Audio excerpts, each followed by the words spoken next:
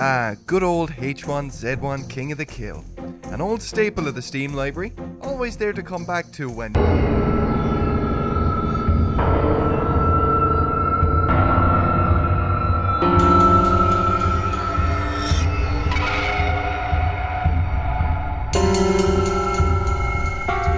Yeah, this isn't just like showing it off. We're like actually working on the game right now. Yeah, this is...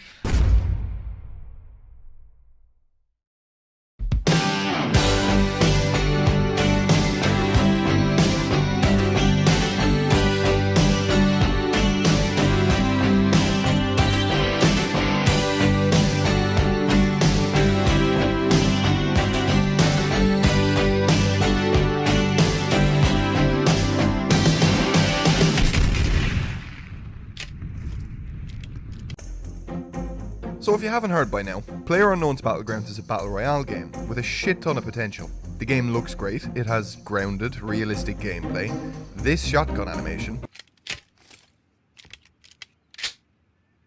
vehicles aren't garbage, the game is being regularly updated, and it's been made by the guy who helped Daybreak make King of the Kill, but he also created the original Battle Royale mods.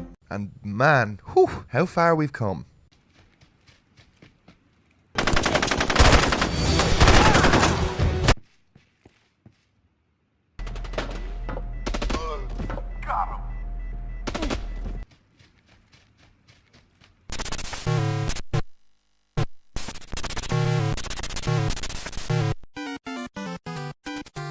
Battlegrounds is a battle royale game with your typical battle royale rule set, last man standing or last team standing wins, but it's got a couple of real aces up its sleeve. Key identifiers that kind of set it apart from other games that are currently available on PC.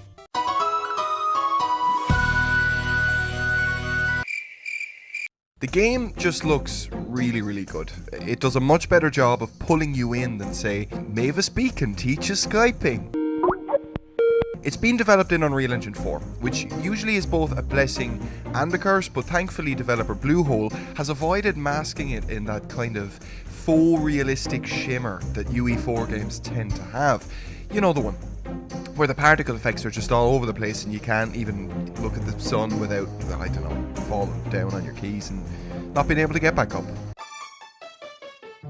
This one caught me by surprise, but the game feels similar enough to other open world survival games on the PC, but different enough to really catch you off guard sometimes. There's a lot more weight to your character. You have to actually wait for your dude to pick stuff up off of the ground. Your movement is slower and needs to be more deliberate. It's hard to get used to at first, but it begins to make sense after a couple of rounds, so stick with it.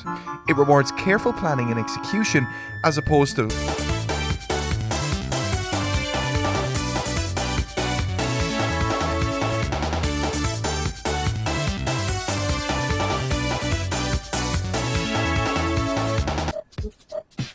the weapons are ace. They sound fantastic and they have an amazing level of feedback.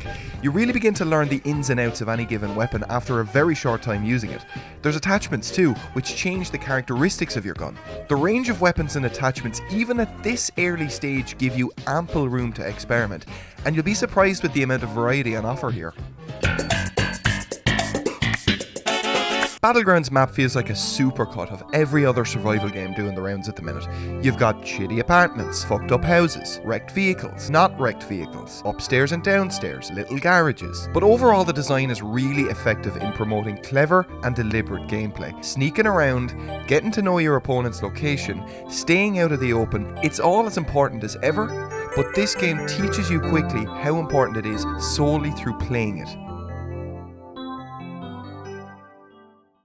Now, don't get me wrong, Battlegrounds is still nearly unplayable on a wide variety of setups, including my own half the time. Fuck it.